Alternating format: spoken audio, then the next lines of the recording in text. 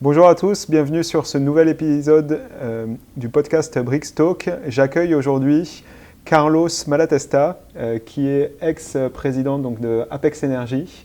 Apex Energy est un des leaders de tout ce qui est photovoltaïque au niveau des toitures en France. L'histoire est assez sympa parce que tu as fait donc un rachat de la boîte qui appartenait à un pétrolier à l'époque.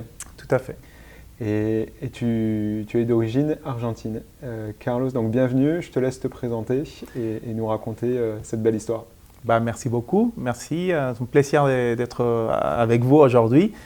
En effet, je suis né en Argentine, j'ai grandi au Venezuela, j'ai travaillé dans le pétrole et en fait j'avais cette passion pour les énergies renouvelables qui à l'époque était naissante.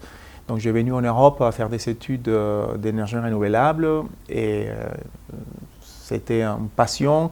Et je me suis retrouvé en Europe en secteur qui s'est développé. Donc, je commençais à travailler en Espagne et chez BP Solar.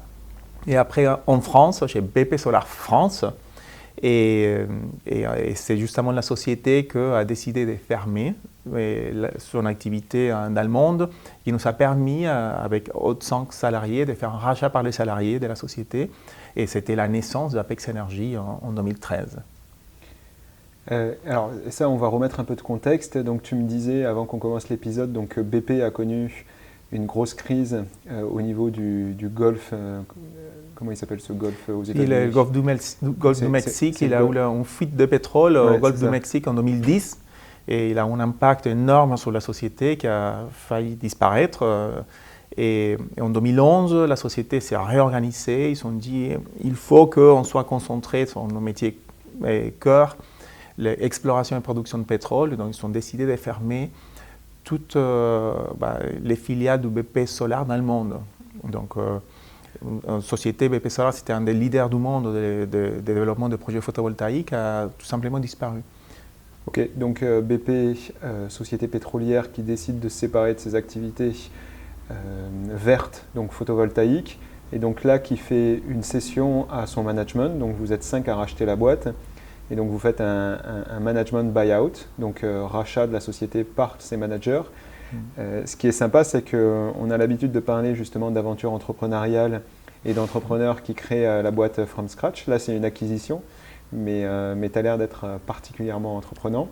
Donc vous rachetez la boîte en quelle année? Le process, il a démarré fin 2011, ça finit en avril 2013, c'est plus d'un an de travail de négociation. Et il faut dire qu'à l'époque, le marché photovoltaïque français était inexistant. C'était juste après les moratoires. Il n'avait pas de système de tarifs. On achetait une société dans les pires moments possibles, mais avec une conviction de que le photovoltaïque devait se développer. On savait qu'il aurait un marché à venir. Alors moi j'ai plein de questions par rapport à ça. Est-ce que tu rachètes la boîte à la casse? Est-ce qu'elle est vendue pas cher? Est-ce que c'est plus facile de racheter parce que derrière c'est BP et donc les banques vous accompagnent? Pourquoi racheter une boîte alors que finalement si vous êtes 5 managers avec l'expérience et qu'il n'y a pas grand-chose qui a été construit, vous auriez pu aussi vous dire on quitte la société BP Solar, en tout cas Apex Energy, pour créer la nôtre. Qu'est-ce qui a drivé là, le choix de votre côté? Ça, c'est un point très intéressant. Et ma vision, ce que j'ai pu apprendre aussi dans mes années d'entrepreneuriat, c'est que sauf si on a une idée unique, brillante,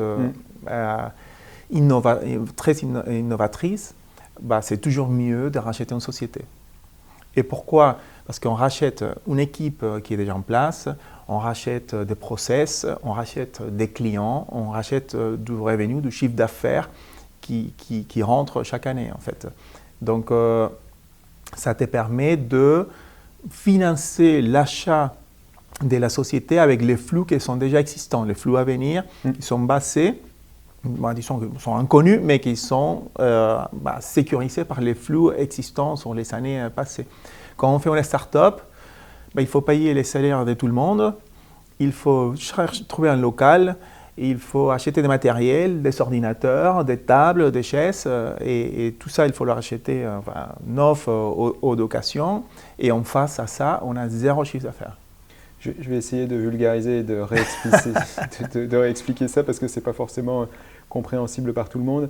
Effectivement, quand tu achètes une start-up, quand tu lances une start-up, tu pars dans l'inconnu, tu ne connais pas forcément ton modèle économique et tu n'es pas sûr d'arriver à payer tous tes coûts fixes et tes employés à la fin du mois avec ton activité.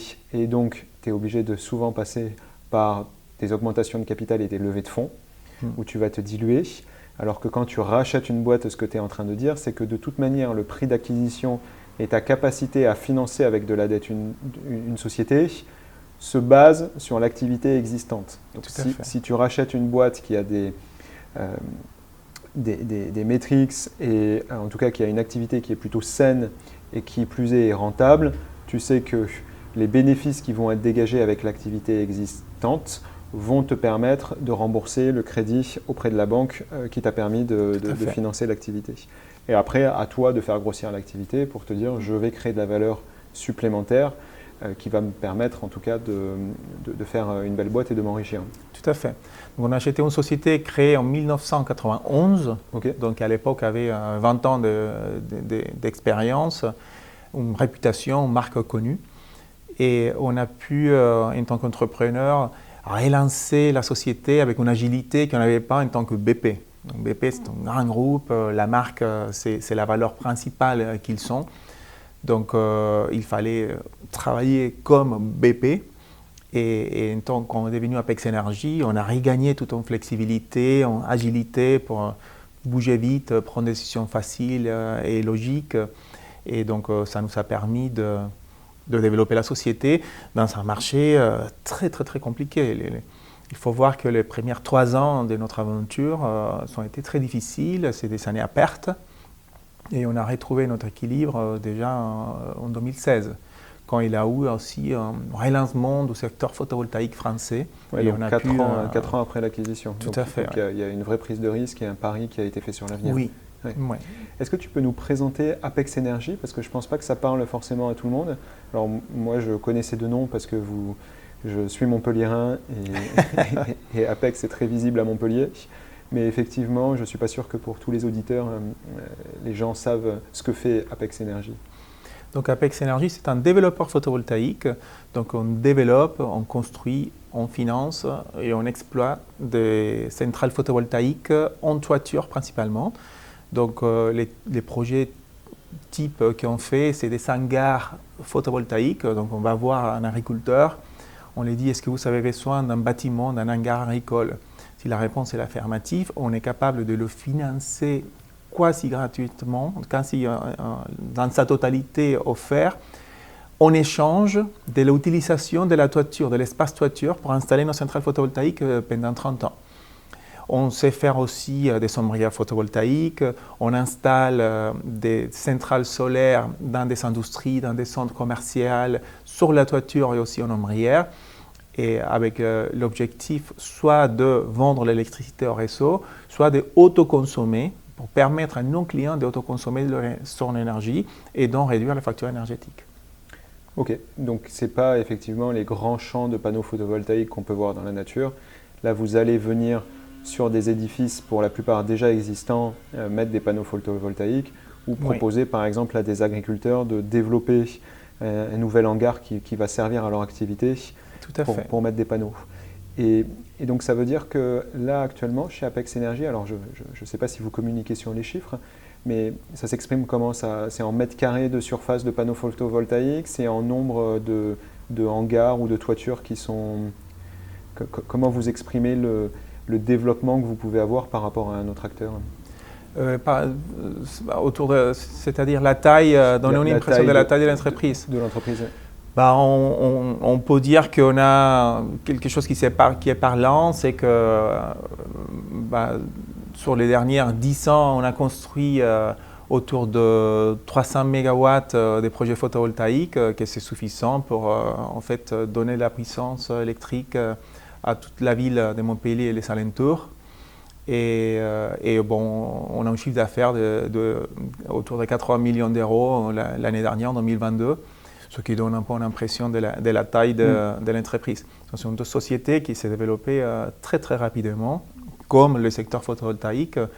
Et sur les dernières 5 ans, on a quasi chaque année doublé notre chiffre d'affaires. Ok, parce que là, vous faites 80 millions. Et quand tu rachètes la boîte, c'est quelle taille Apex Energy?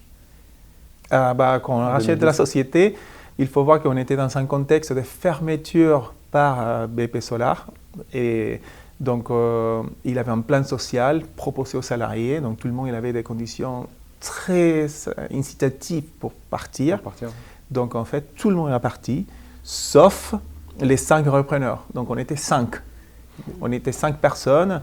Et donc, on est réparti quasi des zéros avec des actifs que la société avait en exploitation. Donc, on est parti dans l'exploitation de ces actifs. Et ces actifs, en fait, juste qu'on comprenne la progression du chiffre d'affaires, je sais pas si tu communiques dessus, mais c'est quoi les actifs? Ils faisaient 5 millions et vous êtes passé à 80 Oui, tout à fait. On était autour de 4 millions de chiffre d'affaires et avec une société qui faisait des pertes.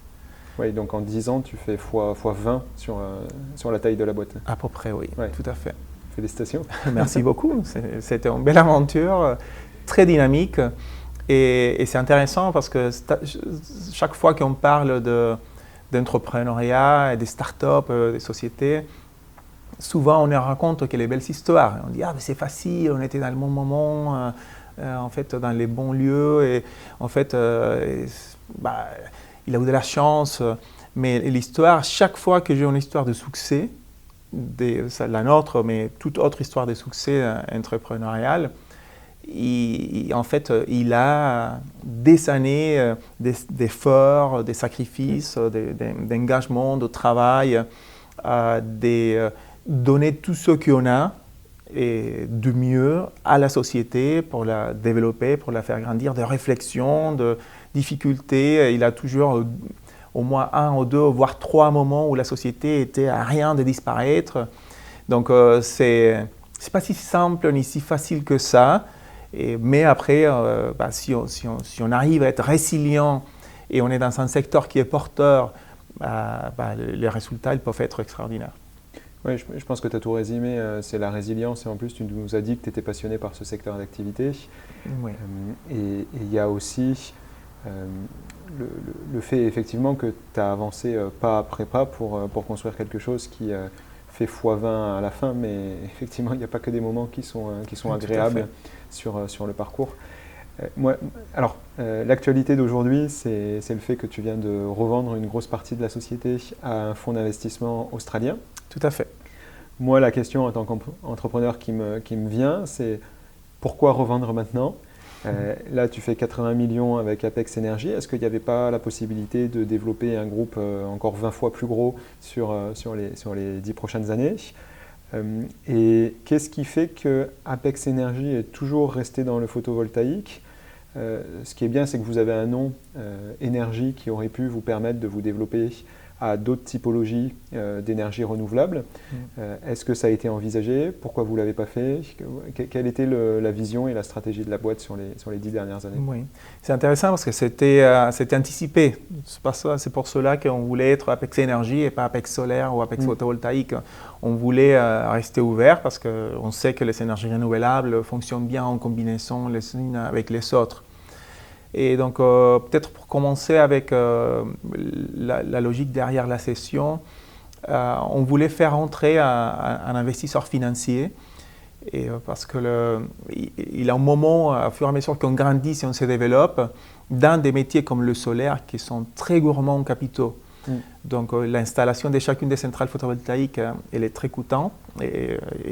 C'est des millions et des millions qu'il faut investir chaque année. Et en fait, face aux banques, on peut utiliser des effets de levier et développer jusqu'à un certain taille, mais il y a un moment où il faut avoir des injections de capital importantes. Et pour continuer à grandir dans un environnement concurrentiel, c'est important d'avoir un actionnaire fort derrière qui nous aide à passer à l'étape suivante. Donc, on était à la recherche. Est-ce que, tu vois, c'est assez naïf de ma part, mais est-ce que tu n'aurais pas pu, par exemple, utiliser le marché boursier pour te dire je vais chercher de l'argent avec une augmentation en bourse, mais ce qui permet de diluer avec des investisseurs particuliers et non pas un gros investisseur, et ça me permet moi de garder le contrôle et de rester dans une stratégie de développement? Tout à fait. Et on a évalué la possibilité de faire une sortie en bourse. Et il faut voir que, en fait, pour faire une sortie en bourse, peut-être notre taille était encore trop petite. Okay. Et typiquement, un parcours traditionnel, c'est de faire rentrer un investisseur financier qui t'amène jusqu'à la bourse, à la taille suivante. Et la sortie de cet investisseur financier serait une sortie en bourse. Et la sortie en bourse, c'est un schéma très légitime, aussi très contraignant, parce qu'on devient une société publique, il y a des particuliers qui investissent dans la société, donc tout doit être extrêmement contrôlé. On devient une SA, une société anonyme. On ne peut plus faire des SAS ou autre, c'est uniquement des sociétés anonymes qui peuvent être cotées en bourse. Donc c'est assez contraignant. Et typiquement, c'est des sociétés qui font au moins 200, 300 millions de chiffre d'affaires, au minimum 100 millions de chiffre d'affaires qui pourraient être introduits en bourse. Et il y a un risque aussi assez important de réussite de cette opération. Donc en revanche, on avait un marché, disons, autour des fonds d'investissement intéressés d'accompagner la croissance, très dynamique et actif. Et justement, pour nous, c'était important de maintenir l'identité de la société. Donc, on ne voulait pas être vendu à un énergéticien comme pourrait être EDF ou Total Énergie, qui sont très actifs aussi dans le secteur. On voulait maintenir l'identité d'Apex Energy. Donc, on a cherché un fonds d'investissement infrastructure, qui est un fonds d'investissement de très, très, très longue durée, qui n'est pas, va pas sortir avec sur 5, 7, 10 ans, avec un autre fonds ou une sortie en bourse, qui va rester dans la durée, parce que ce qui l'intéresse en tant que fonds infra, c'est d'avoir des actifs qui produisent de la rentabilité chaque année et qui produisent ce qu'on appelle le yield, produisent des dividendes chaque année pour pouvoir rémunérer ses actionnaires. Et donc, qu'est-ce qui fait que tu revends 10 ans plus tard et que tu t'es pas dit je repars sur 10 ans de plus? C'est justement cette envie de continuer le développement de la société. Il y a un moment avec mes associés qu'on s'est rendu compte que la société devenait plus grande que nous, qui avait un potentiel énorme de croissance. Et on n'avait pas tous l'envie de continuer cet engagement dynamique dans la société. Et c'était le moment peut-être de dire je passe la main à une nouvelle équipe de direction. Oui, c'est souvent des cycles. C'est des cycles, tout à fait. C'est assez cyclique. Et il faut penser aussi que c'est un métier de passion. Donc, on passait au moins 12 heures par jour dans notre société sur les années plus difficiles, jusqu'à qu'on arrive à une certaine taille où on peut construire un comité de direction, on peut avoir des talents, une équipe très forte qui nous aide à porter la responsabilité de la société. Ouais, là, tu me disais, c'est 180 personnes à date? Tout à fait, 180 personnes avec un plan de plus de 200 personnes pour fin de 2023. Donc, on embauche en moyenne 40 personnes par an. Okay. On a embauché 40 personnes par an sur les dernières 3 ans. Et avec un marché très difficile, parce qu'on a un plan d'embaucher 40 et on finit avec 17 ou 25, parce que c'est un marché très tendu à ces moments. Là, on est début 2023. Si tu devais repartir 10 ans en arrière, qu'est-ce que tu ferais différemment? C'est une très très bonne question. Ma première réponse, c'est rien. Okay. Rien. J'aurais rentré dans ce projet, j'aurais passé par les difficultés.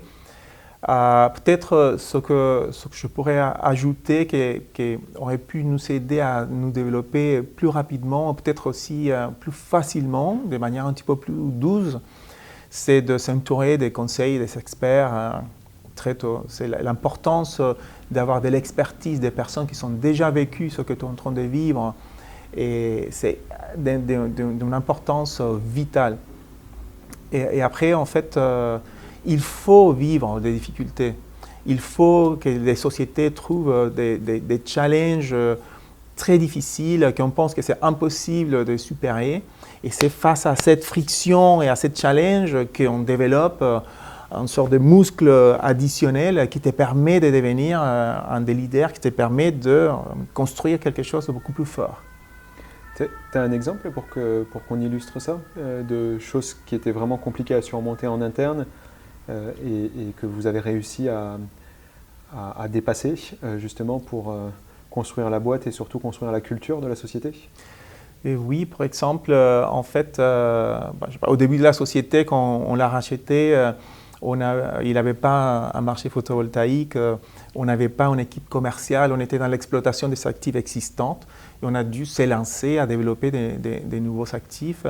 On a embauché des commerciaux, on a cherché des partenariats et on n'arrivait pas à construire un portefeuille des projets à construire pour grandir, en fait, pour avoir un parc plus important. Et on ne savait pas financer. Et on s'est retrouvé un peu comme coincé, on ne trouvait pas des leviers de croissance. Et face à cette situation, on s'est réunis avec mon associé. Je dis il faut qu'on fasse quelque chose. Et donc on est partis ensemble à la recherche des personnes capables de nous accompagner dans ce process. Donc on a travaillé avec un lobbyiste qui nous a fait un tour, c'est très intéressant. On montait 2-3 jours par mois à Paris et on faisait un tour des fonds d'investissement, des sociétés du secteur et on échangeait avec eux, on parlait avec eux. Et les secteurs, comment se développent, on a commencé à rencontrer des banquiers, on a commencé à investir et avec une société de financement projet qui nous a appris, qui nous a en fait fait un audit de nos façons de financer et nous a en fait indiqué des pistes d'amélioration. Et on est sorti de nos bureaux, on a fait des conférences, des salons, on s'est inscrit à des associations du secteur. Et on a commencé à rencontrer des personnes avec qui on avait des affinités, avec qui on avait un langage similaire, des autres entrepreneurs qui étaient dans des situations similaires à nous. Et ce moment de challenge et de frustration de dire on n'arrive pas à se développer et on perd de l'argent. Si on peut tenir peut-être 1 an ou 2 de plus, c'est fini, cette aventure. S'est transformé en un grand partenariat commercial qui nous a permis de développer des projets, des partenariats financiers qui nous ont permis aussi de financer ces projets, un énorme apprentissage et construction de savoir-faire dans la société. Et là, c'était à ce moment-là que la société, en 2016, il a enclenché et il a commencé à produire des très beaux résultats. Des très beaux résultats. Ok, donc en fait, vous avez vraiment créé un écosystème de personnes bienveillantes avec lesquelles vous aviez envie de bosser, qui vous a permis de sélectionner des partenaires sur la durée, de ce que je comprends, et de monter également en compétences. Oui, je pourrais être peut-être un petit peu plus, comme je suis d'Amérique latine, un peu plus dramatique, et dire qu'en fait, on était face à la mort, en fait. On était face à la fin de la société. Et on a dit, il faut bouger, il faut sortir des idées, il faut qu'on fasse quelque chose parce qu'on ne tient plus. Et on était obligé d'aller sortir, chercher, parler, bouger. Faire quelque chose de différent en tout cas. Tout à fait. Oui. Ouais. Je pense que, en fait, une des raisons principales des faillites des sociétés et des projets, c'est qu'en fait, on baisse les bras trop vite. Et il ne faut pas non plus garder un mauvais projet éternellement en fait. Mais il y a un moment où on dit ce que je fais ne marche pas, je teste autre chose. Cette autre chose ne marche pas, je teste autre chose. Et combien de fois jusqu'à ce que quelque chose marche. Et on enclenche. Est-ce que tu penses qu'aujourd'hui, ça serait encore possible de créer un Apex Énergie de toutes pièces où le marché est déjà saturé et finalement ça serait compliqué de partir sur du photovoltaïque en 2023 ? Il y a toujours des niches et des segments, des opportunités autour de l'énergie. L'énergie, c'est... Si on parle d'énergie, il va toujours avoir des évolutions. Dans le photovoltaïque, moi personnellement, je ne repartirai pas dans une aventure dans le photovoltaïque en France parce que c'est un marché qui est avec une énorme maturité. En revanche, autour du photovoltaïque, il y a énormément d'opportunités. Et je suis des proches les nouvelles technologies, comme l'intelligence artificielle, blockchain, la robotique, les drones, entre autres, qui sont en train de révolutionner l'ensemble des industries. Donc je pense qu'autour des nouvelles technologies, il y a toujours des choses à faire très intéressantes. Et il y a aussi le stockage, par exemple, qui se développe énormément, qui va aussi changer un peu notre façon qu'on a de se relationner avec l'énergie, notre rapport avec l'énergie. Parce qu'aujourd'hui, il y a le réseau, donc en fait, c'est les réseaux qui gèrent l'ensemble. Quand les stockages, les batteries, ils vont être économiquement compétitifs, on va pouvoir se déconnecter du réseau par période, on va pouvoir donner des services au réseau. Donc il va y avoir tout un nouveau écosystème qui se met en place. Donc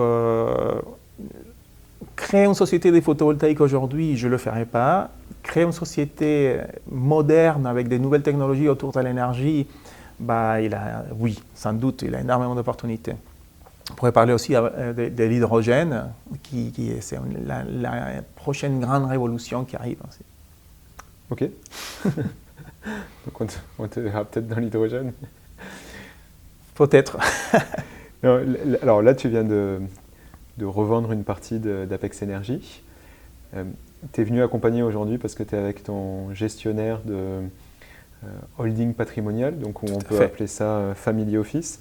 Tu as commencé à me parler de quelques autres projets que tu as eus, et notamment des projets dans l'immobilier. Tout à fait. Qui sont des projets assez intéressants parce qu'ils sont, comment dire ça, ils sont à dimension très concrète pour ceux qui nous écoutent. C'est-à-dire que les projets dont tu m'as parlé, tu n'es pas en train de racheter une tour de bureau à la Défense où les gens ne pourraient pas forcément s'identifier. Il y a des choses très concrètes, accessibles à pas mal de personnes. Tu m'as parlé notamment de projets Airbnb. Est-ce que tu peux nous dire ce que tu as fait sur des activités annexes et ce que tu as en tête sur les prochaines années ? Oui, tout à fait, avec plaisir. Moi, je pense qu'indépendamment de lequel est ton métier principal, il faut systématiquement diversifier ton patrimoine. Il faut en permanence sortir un petit bout soit de ton salaire, soit de ton entreprise, et diversifier, investir dans des sujets complémentaires, non corrélés. Et donc, je commençais à investir dans l'immobilier. Je voulais acheter des appartements et les louer sur Airbnb. Je me dis, ça va être un peu compliqué parce que j'achète 2 ou 3.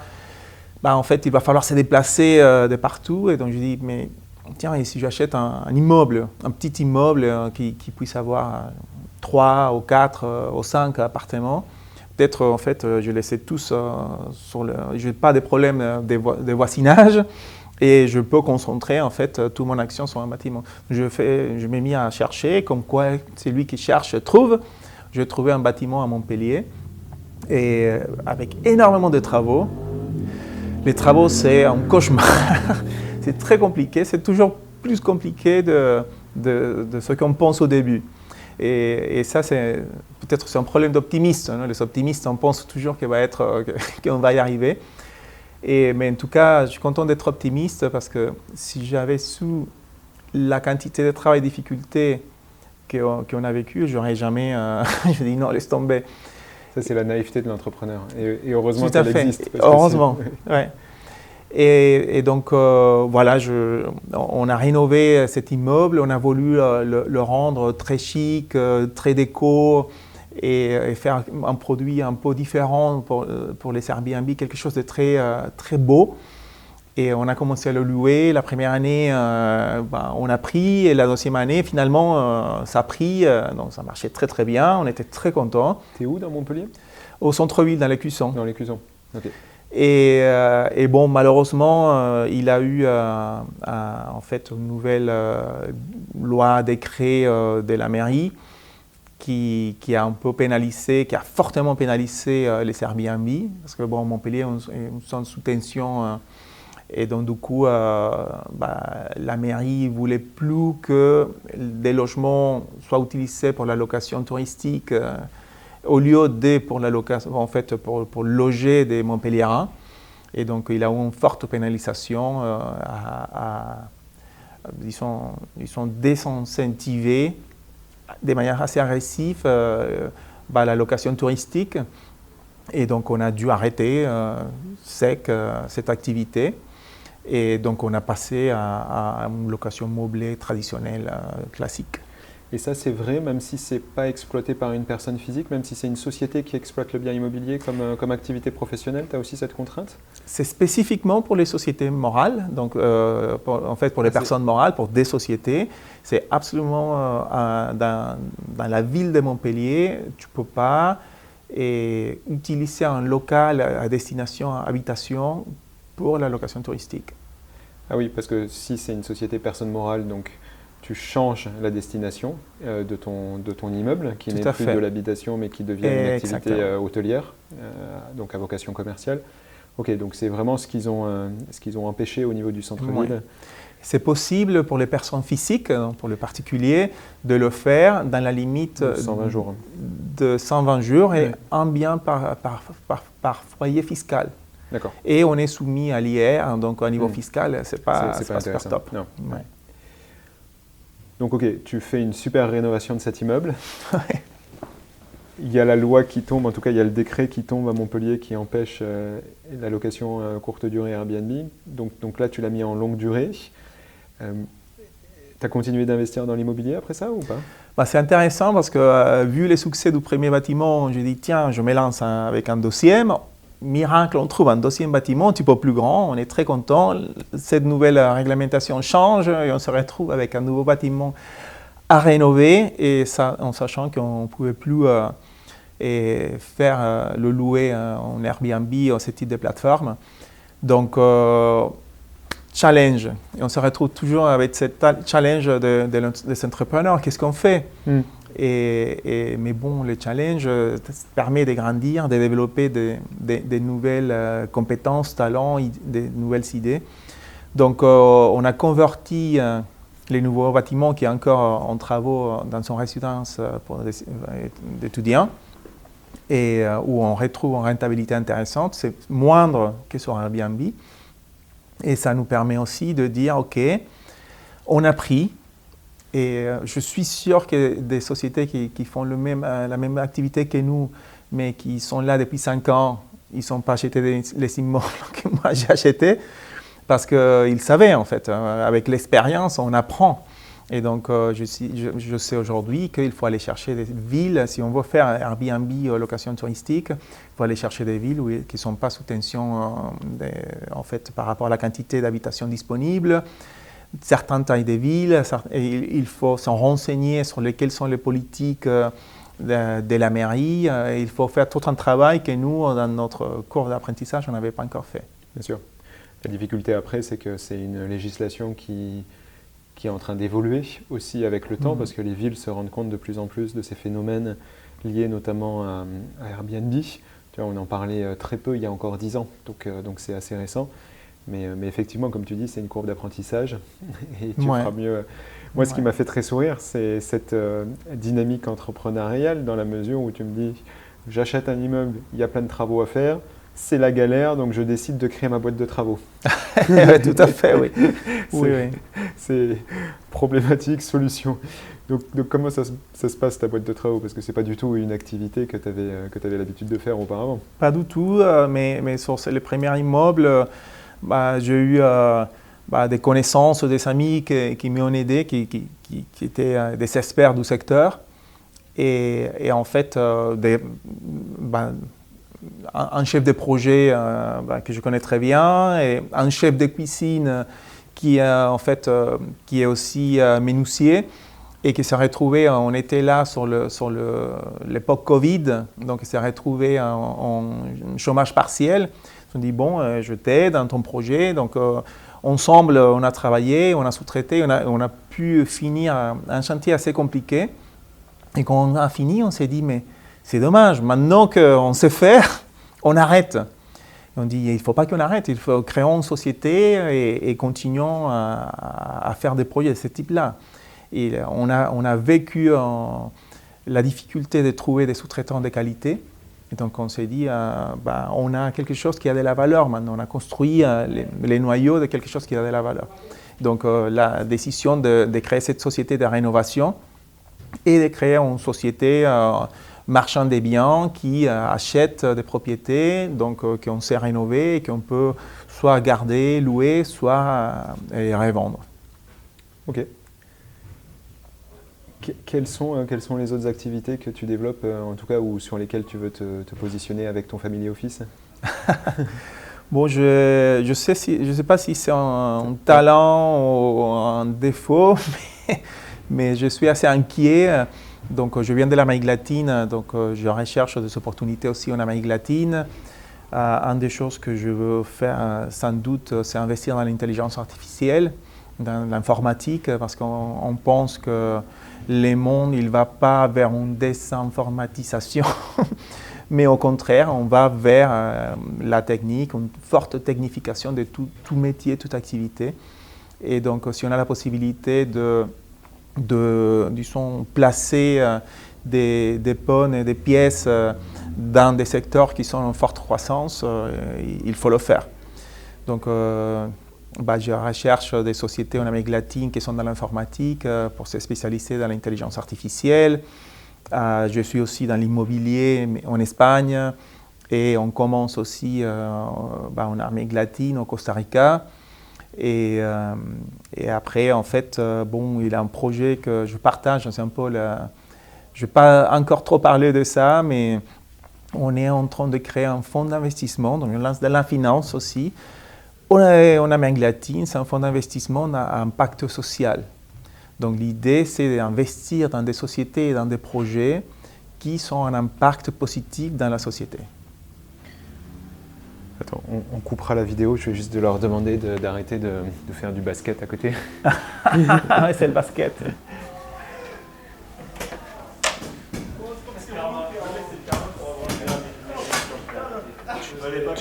Il faut que tu arrêtes, s'il te plaît, le basket.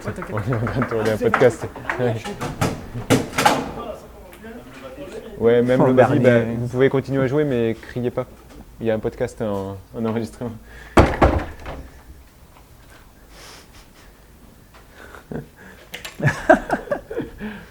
On disait qu'en fait, quand tu veux partir parler avec eux, ils sont « Oh, le dernier !»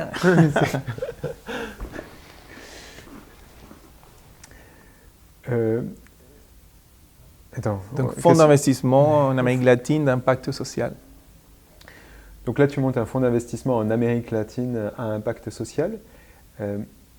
Donc là, c'est vraiment pour rendre, c'est du give back, c'est pour rendre finalement une partie de ce que tu as gagné, de ce que je comprends. Tout à fait, tout à fait. Et au-delà de ça, j'ai créé une société de mentoring dédiée à l'Amérique latine. J'ai créé un livre autour du bonheur. En fait, c'est une sorte de manuel pour le bonheur. Et j'ai créé aussi une fondation. Tu es en train de l'écrire ou tu l'as déjà écrit? C'est déjà écrit et publié en espagnol. Super, pour le moment, pas en français ou en anglais, mais on va le sortir fin d'année en français et en anglais. C'est quoi la clé du bonheur alors? Pour moi, la clé du bonheur que j'ai découvert, c'est dans tes rituels, dans tes routines de vie. Si tu intègres dans ta vie certaines activités, certains rituels, je les appelle rituels parce que c'est comme une routine qui a une importance spéciale. C'est comme sacré, en fait, ces routines. Si tu intègres ce type de rituels dans ta vie transforme, ta capacité de faire se transforme, ton être, ta capacité d'être ce que tu es, évolue et se transforme. Tu peux nous donner des exemples de rituels que toi tu as mis en place justement pour être heureux le matin? Avec plaisir. Le premier chapitre du livre est un des rituels qui pour moi c'est le plus sacré, c'est le rituel du matin. Donc les matins on s'élève, l'alarme sonne, on claque l'alarme 5 minutes de plus, on s'est fait un café bien serré là pour lancer, on prend sa douche, on se prépare, les enfants, etc. et on sort. Et pour moi, on dit, comment c'est possible qu'on sort à la vie sans savoir préparer? quel résultat je peux avoir dans ma journée si je sors sans aucune préparation. Je sors comme je me suis levé, en fait. Si on regarde les athlètes, avant d'une compétition, d'un événement sportif important, ils sont toujours en préparation. Et donc, pourquoi je me permets de sortir à la vie sans aucune préparation?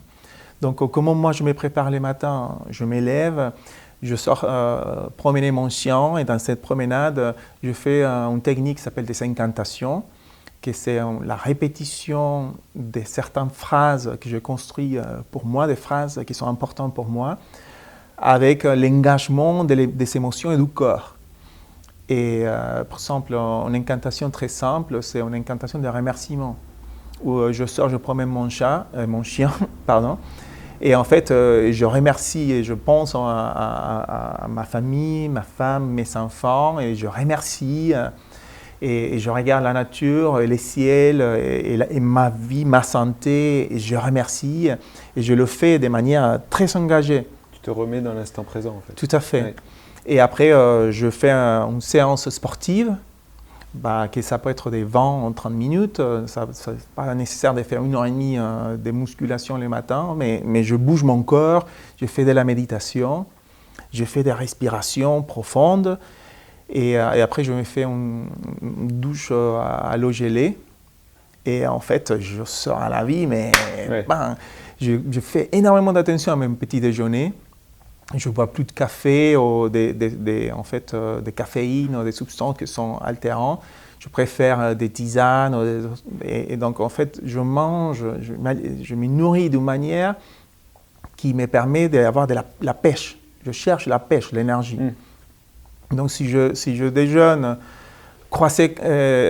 café croissant, les croissants bien gras avec du beurre, moi je me mange 2 croissants, pain au chocolat avec 2 tasses de café, je n'ai pas la pêche après ça. Je suis hyper excité avec la caféine et je suis en train de digérer des gras saturés. Donc, il faut penser comme un athlète de la vie. Comment je me prépare pour avoir beaucoup plus d'impact dans chacune de mes journées. Oui. Comment je me mets en condition finalement d'être d'attaque pour faire face à toutes les difficultés en plus que je vais rencontrer, et ce qui me permet d'être dans un état d'esprit où c'est plus des difficultés, c'est des choses qui sont faciles parce que finalement j'ai été préparé pour.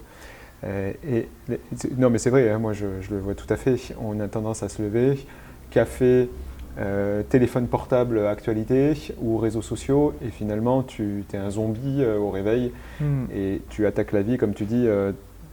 Déjà où tu as été passif et en fait tu as pris des informations mais c'est pas toi qui as choisi d'aller les chercher. Oui.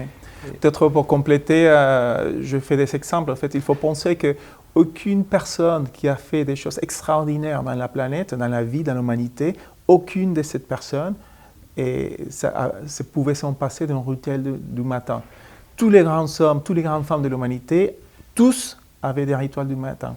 Et il a l'exemple, par exemple, de Nelson Mandela, qui, lui, il était boxeur, et tous les matins, quand il était en prison, 35 ans en prison, en fait, pour le simple fait de la couleur de sa peau, en fait, il faisait 1 heure de routine de boxe tous les matins dans sa cellule en prison. Il a la mère Teresa de Calcutta, en fait, dans ses mémoires, elle parlait, elle disait, chaque fois, je me lève et je fais 1 heure de méditation contemplative, 1 heure. Et en fait, il disait, sans cette heure-là de travail, même chose, exactement la même phrase de Mandela. Sans cette préparation du matin, ça aurait été impossible pour moi de faire ce que je fais. Impossible. Alors, moi, j'ai quand même envie de le nuancer parce que ça peut être ultra culpabilisant pour pas mal de personnes tu vois, qui ne sont pas du tout du matin et qui se lèvent avec finalement cette incapacité de se motiver ou en tout cas d'être dans cette routine parce que finalement, c'est plutôt des personnes du soir. Tu vois, j'ai toujours l'impression que c'est plus facile pour certaines personnes qui vont réussir à se lever très facilement à 6 h du matin et à enchaîner. Dans quelle mesure c'est la routine du matin ou c'est le fait d'avoir mis des routines en place dans ta vie qui te permettent d'avoir quand même une sorte de structure qui fait que tu sais exactement où tu vas dans ta journée? Tout à fait. Je pense qu'en fait, nous sommes tous différents Et c'est le pouvoir de l'humanité, c'est justement dans nos différences, dans nos styles différents. Et je parle comme étant quelqu'un que j'étais jamais du matin. D'accord. J'étais vraiment, comme disent les Américains, un night owl. Les matins, j'étais toujours un des derniers arrivé au bureau. Et là, un moment, quand je commençais à... Et grâce aux routines, tu arrives maintenant à bien te lever le matin? En fait, c'est un changement de mindset, de perspective dans la vie, où je me dis, mais c'est vrai que je ne suis pas du matin. Depuis quand je ne suis pas du matin? Parce que je me souviens, quand j'étais un enfant, les samedis qu'il n'y avait pas d'école pour aller voir des dessins animés, je me levais mais très très tôt en fait. Et donc je commençais un peu à mettre en question ces sujets de si c'est vrai ou pas que je ne suis pas une personne du matin. Et aussi à intégrer la valeur de se lever tôt. Il a quelque chose qui est intéressant, non plus à 4 heures du matin ou à 5 heures du matin, mais déjà à 6 heures ou même 7 heures, ou 7h30. Et le rituel ne doit pas être forcément d'1 heure. Mais imagine, je m'élève. Si la première chose que je fais quand je m'élève, c'est sortir, faire une promenade, 5 minutes, 10 minutes. Mais je prends ce temps pour moi, je m'élève et je sors. Avant de prendre le téléphone, je sors. Et je me promène, si j'ai la chance d'être entouré de nature, ou même si je n'ai pas cette chance-là assez tôt, il n'y a pas beaucoup de gens dans la rue, je me promène, je respire, un pas bif, je ne dois pas ni courir ni rien, simplement une promenade de 5 minutes. En fait, c'est se mettre en mouvement. Dès le réveil, je me mets en mouvement, je fais les sons circuler. Et peut-être ces 5 minutes, je peux les utiliser pour faire quelque chose d'intéressant. Je veux organiser ma journée. Et moi, j'aime beaucoup Il a une chose très intéressante, c'est que notre cerveau, et qu'il a des milliers d'années d'existence, que c'était évolué et développé pendant des milliers d'années, et c'est la raison pour laquelle on est ici, là, et en fait, on n'est pas été mangé par notre espèce, en fait. C'est qu'il est en mode survie. Il est en chaque instant essaie de nous sauver la vie. Et donc notre cerveau, il est constamment concentré sur les dangers. Et aujourd'hui, on n'a pas des tirs des éléphants, en fait, ou des loups qui nous attaquent. Donc les dangers que nos cerveaux reçoivent, c'est le trafic, c'est les problèmes, c'est le travail, c'est le stress, etc. Et donc le cerveau, il est en permanence concentré sur ce qui ne va pas. Qu'est-ce qui ne va pas? Qu'est-ce qui ne va pas? Qu'est-ce qui ne va pas? Quels sont les problèmes? Quels sont les risques? Qu'est-ce qui peut y arriver? Et ça, c'est très bon pour survivre. Mais ce n'est pas très agréable à vivre. Et donc, on doit, de manière volontaire, prendre l'attention de notre cerveau et la poser sur les choses qui vont bien dans notre vie. Chaque jour. Le cerveau ne va pas le faire tout seul. Il faut que nous, on décide de le faire. Donc, dans ces 5 à 10 minutes du matin, je peux simplement poser mon attention et dire qu'est-ce qui va bien dans ma vie aujourd'hui, de quoi je suis remerciant, qu'est-ce qui me rend heureux aujourd'hui, maintenant, aujourd'hui, pas si j'arrive à faire cet objectif, non, aujourd'hui. Donc tu penses à ta famille, à cet aimé, à ta santé, et tu te rends compte que tiens, j'ai demain. C'est pas tout le monde qui a demain. Je suis en santé, je ne suis pas en cancer aujourd'hui. Et donc du coup, on a de la chance, on ne s'en rend pas compte. Non, je veux vraiment mettre l'emphase sur ce que tu es en train de nous dire, parce qu'effectivement, pour avoir déjà été dans cette posture d'entrepreneur à maintes reprises, tu es toujours à essayer d'imaginer le futur et te dire quand ma société sera là, je serai heureux, quand ma société sera là, je serai heureux, et finalement tu ne vois pas le temps s'écouler et tu ne profites pas, tu n'es pas dans l'instant présent et dans la contemplation de ce que tu es en train de créer. Et c'est dommage parce que tu arrives 5 ans plus tard, tu n'es pas plus heureux d'être arrivé au milestone que tu as réussi à… Tout à fait. Et tu regardes en arrière et tu te dis, en fait, je viens de perdre 5 ans de ma vie où j'ai pas pris le temps d'être heureux. Et alors que oui, il y a des galères, oui, c'est compliqué d'entreprendre, que ce soit sur un projet immobilier que tu vas monter, que ce soit un projet de marchand de biens ou une société que tu crées. Mais il y a aussi plein de choses qui sont géniales. Tu vas rencontrer plein de personnes ultra inspirantes. Et il faut être capable, à la fin de sa journée ou au début de sa journée comme toi, de se dire ok, quelles sont les les 10 choses dont je suis fier dans ma journée. Ouais. Et des fois, ça peut être des tout petites choses. Bah, je suis content, aujourd'hui je suis arrivé au boulot et tout le monde m'a dit bonjour et ça m'a mis de très bonne humeur. Oui, tout à fait. Et c'est intéressant parce que quand tu es dans cet état, si tu es capable de te rendre compte que ce que tu es en train de vivre, il a une partie d'extraordinaire et de magnifique, bah, ça t'illumine. Et toi, là, tu as envie, tu as plus d'envie parce que c'est difficile, c'est plus dur de faire quelque chose quand tu es convaincu que c'est très dur. Alors, qu'est-ce que c'est dur? Et aujourd'hui, il faut que je fasse ça et ça et ça. Je ne sais pas comment je vais faire cette journée. Ça va être une journée très difficile. Et donc, tu pars comme préprogrammé à l'échec. Et donc, chaque chose, s'il y a une petite chose de plus qui s'ajoute, tu dis, et en plus, il pleut. Et tant que si on sait, en anglais, on dit priming, si on se prépare, si on se programme à voir ce qu'il y a de bon, et on se dit, tiens, oui, ma journée de travail, c'est difficile, mais ma journée de travail, c'est le rêve des, je sais pas, 50% des jeunes qui viennent derrière, en fait. De dire, tiens, aujourd'hui, j'ai la possibilité d'être avec Cédric, à faire cette conversation et découvrir Brix et comment on travaille. C'est une chance énorme, en fait. Et donc, si on commence à voir ça, ton état change, tu as plus envie, et avec plus envie, bah, tout le reste, c'est plus facile. Est-ce que tu dirais que ce mindset que tu as positif, il est aussi lié à la culture argentine?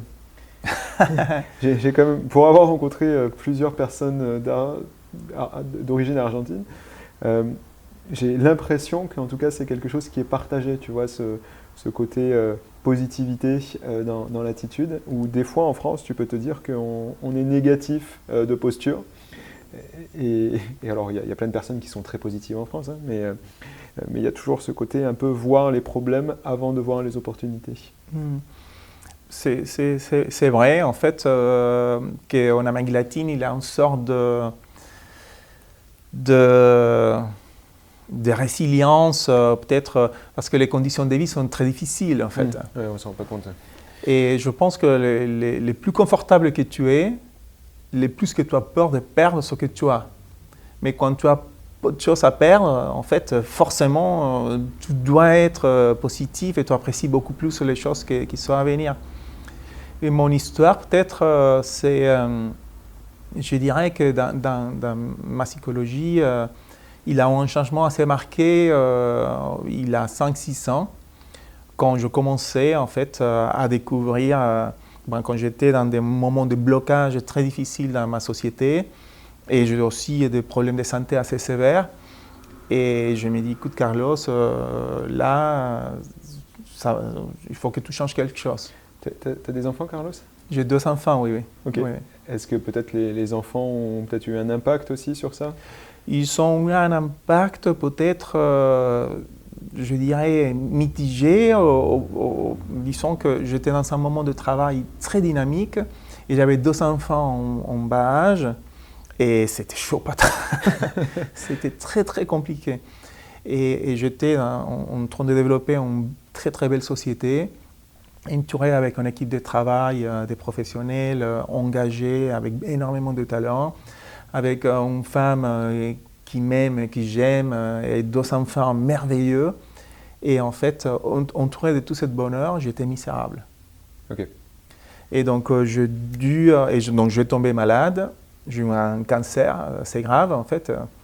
Et à ce moment-là, j'ai dit, écoute, tu es en train de te tuer. Il faut que tu changes. Et c'est un esprit d'entrepreneur qui est dans le challenge le plus difficile. Tu dis, OK, il faut qu'on fasse les choses différemment, il faut qu'on teste autre chose.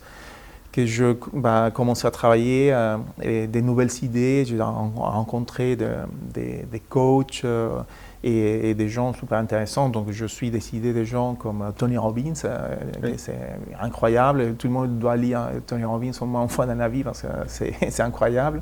Comme Wim Hof, le Hollandais un peu fou qui fait des bancs d'eau glacée et ce qui se met en fait un pôle Nord dans la mer gelée en fait et fait des respirations.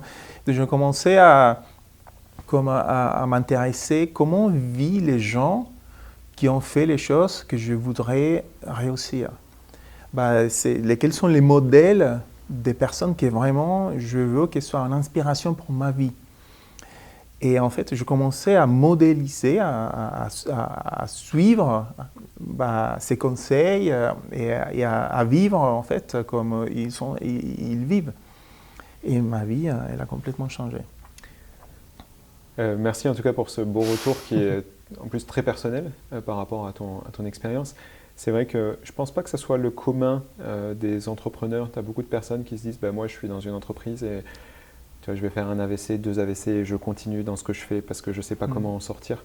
Toi, il y a eu un développement personnel qui a été réalisé, une introspection de te dire ok, ce que je faisais jusqu'à là m'a mené à une situation qui n'est pas acceptable.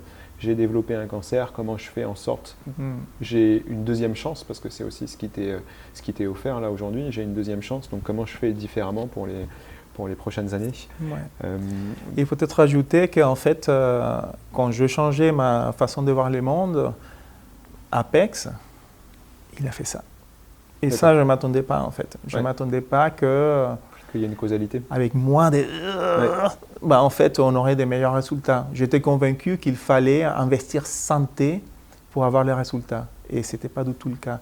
Avec une nouvelle légèreté, en fait, une nouvelle énergie, et de ma part, et que j'ai pu, d'une certaine façon, aussi partager dans la société, on a eu les résultats en fait, c'est là quand la société vraiment a décollé. Il a décollé.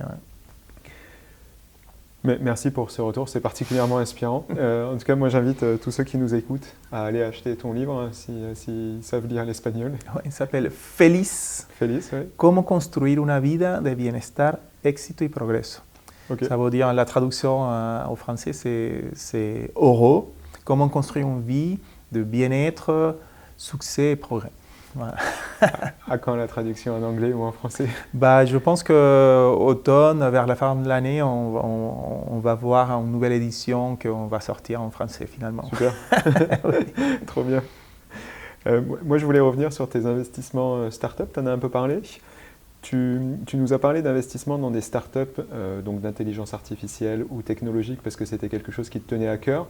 Tu as parlé de l'Amérique latine pour faire ces investissements. Est-ce que tu regardes sur un scope plus large? Est-ce que tu pourrais investir aux États-Unis, pourrais investir en France dans cette typologie de boîte? Ou est-ce que c'est vraiment un scope très Amérique du Sud parce que c'est là-bas que tu veux redonner finalement la chance que tu as pu obtenir en France? Je dirais que, en fait, sur ce type de société, je trouve que c'est une très bonne idée d'investir en Amérique latine parce que tu as le coût de main-d'œuvre il est beaucoup moindre et donc ça te permet de produire des produits et des services de manière assez compétitive qu'en fait on puisse après commercialiser aux États-Unis ou en Europe. Et la réalité, c'est que j'ai énormément hésité parce que je trouve que la France en particulier, il a une puissance technologique extraordinaire que je pense que je sais pas, la majorité des Français ne se rendent pas compte en fait du talent et des capacités qu'il a en France de développer technologie. En fait, c'est incroyable. Après, beaucoup de développeurs, des start-upers, je ne sais pas si on peut les appeler comme ça, en fait, se plaignent que c'est difficile, arrivé à un certain moment, c'est difficile de devenir un licorne parce que le marché il est limité, il a des difficultés, les impôts, il a plein de sujets. Mais je trouve que l'ingénierie et la technique française est extraordinaire. Donc je me dis que mon idée, c'est de mélanger en fait. De faire des ponts. De faire des ponts et voir de quelle manière on peut leverager les savoir-faire en France avec la disponibilité des ressources et l'envie, la pêche qu'il y a en Amérique latine. Parce que il faut penser qu'un ingénieur informaticien en Amérique latine qui te propose de travailler avec une multinationale ou une société française ou construire quelque chose ensemble avec un Français, c'est les yeux qui brillent en fait, et c'est le rêve, hein, c'est génial. Et aussi, je trouvais qu'en France, il a une particulière, comme les Français, ils aiment bien l'Amérique latine en fait. Il a une sorte de passion pour ce territoire un peu vierge, sauvage et différent en fait. Donc je pense que c'est un super bon match. Ok. Il faut faire des choses ensemble. Ouais, c'est ça, il faut arriver à faire des ponts et des connexions entre les deux continents. L'idée du podcast, c'est quand même de donner des conseils à des personnes qui se lancent dans la vie active et qui veulent entreprendre ou investir, que ce soit dans l'immobilier ou ailleurs. Quel serait, toi, le conseil, avec toute cette expérience que tu as maintenant, que tu donnerais à un jeune qui se lance dans la vie active? Donc, il peut y avoir un conseil très,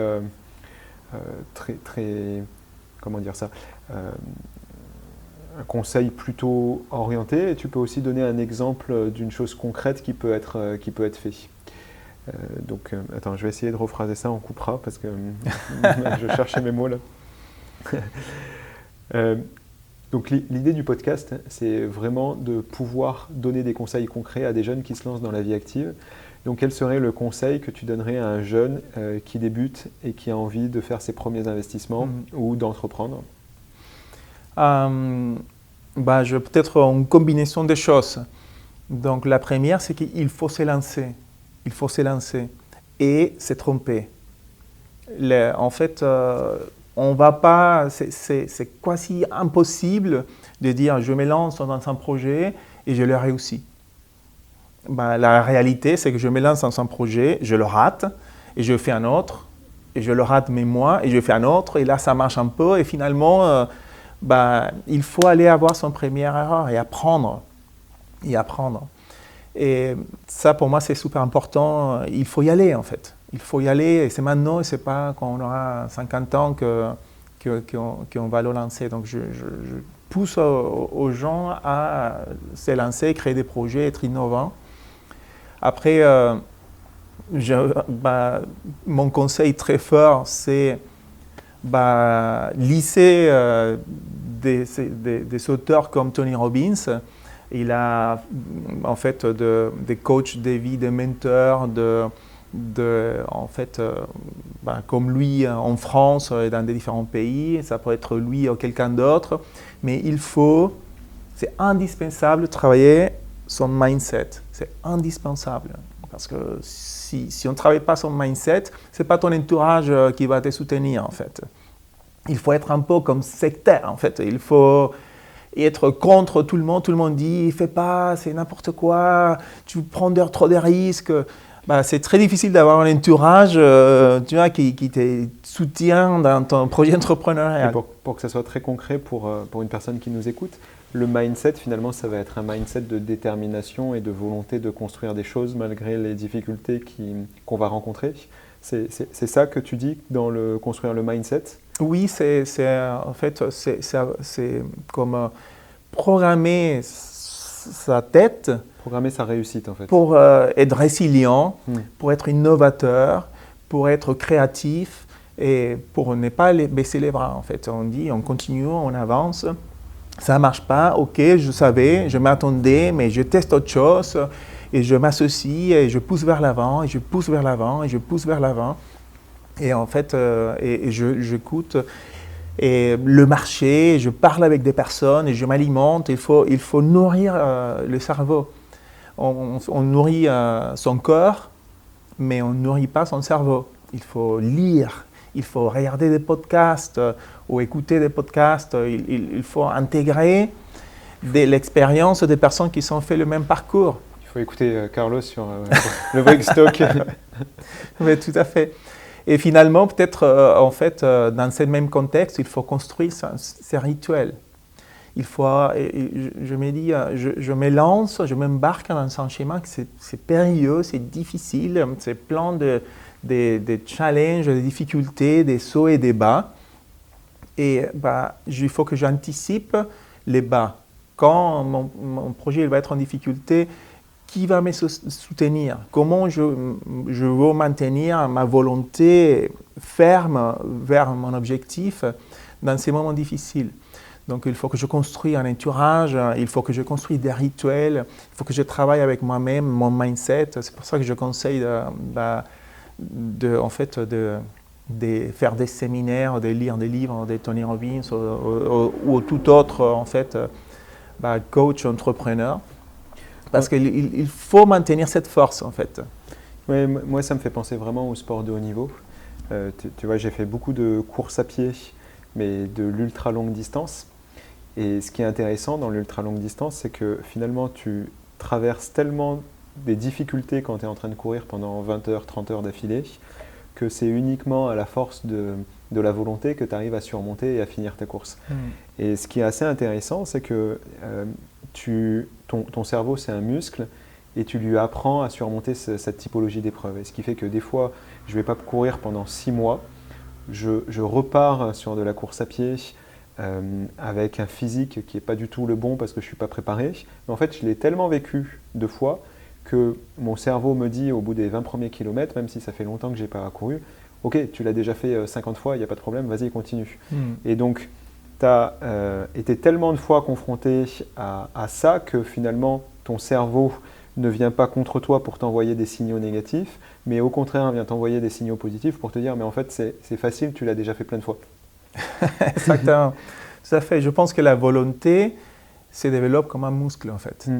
On ne peut pas passer d'avoir zéro force de volonté à... En fait, il faut la travailler. C'est progressif, oui. C'est progressif, tout à fait. Merci Carlos. On va finir l'épisode parce que sinon on va avoir un épisode qui sera vraiment trop long. Oui. C'était passionnant de t'avoir sur le podcast parce que je ne m'attendais pas du tout à parler finalement de développement personnel et de motivation. Et c'est assez rare aussi d'avoir un entrepreneur qui a aussi bien réussi dans sa boîte, avoir cette humilité et ce retour d'expérience qui est très axé finalement sur le mental et sur le développement personnel. Tu vois, souvent, c'est ce que tu disais un peu en introduction, mais souvent, tu as des personnes qui sont glorifiées dans les médias et qu'on voit inaccessibles et on se dit non mais moi je ne pourrais pas créer cette boîte parce qu'en fait ça a été un long fleuve tranquille pour lui et ce n'est pas du tout la réalité de l'entrepreneuriat. Donc ça fait du bien d'entendre ce retour d'expérience. Donc merci à toi. Merci beaucoup de l'espace et de me recevoir ici. Je suis très content de partager un petit peu mon parcours. Et merci à tous si vous êtes encore là et que vous avez écouté ce podcast Brickstock jusqu'au bout. Et on fait le maximum pour accueillir régulièrement des personnalités inspirantes qui vont nous parler de leur parcours et de leurs investissements. À très bientôt. Salut. Cool. Merci. Merci à toi. On n'en avait pas parlé, mais vraiment ça résonne, moi, cette notion de routine et d'alimentation. Moi, je suis vegan. Ah ouais. Et en fait, ça me parle vraiment parce que moi, j'ai vraiment vu un changement à partir du moment où j'ai commencé à d'abord devenir végétarien pour ensuite passer vegan. Et c'est fou l'énergie que j'ai tous les jours versus des personnes qui mangent de la viande ou du poisson. Et tu vois, par exemple, moi, le matin au petit déjeuner, c'est uniquement des fruits, soit des fruits secs, soit tout ce qui va être des oléagineux. Donc, des noix ou des noisettes ou des choses comme ça. Et je vois vraiment qu'il y a certains présupposés, préjugés qui sont de dire il me faut des protéines animales, il me faut... mais c'est pas du tout le cas en fait. C'est pas du tout le cas, oui. Pas du tout le cas. Ouais. Donc, on a eu Denis en public là. C'était super intéressant. Je n'avais pas non plus pensé partir sur cette partie. Je pensais qu'on resterait un petit peu plus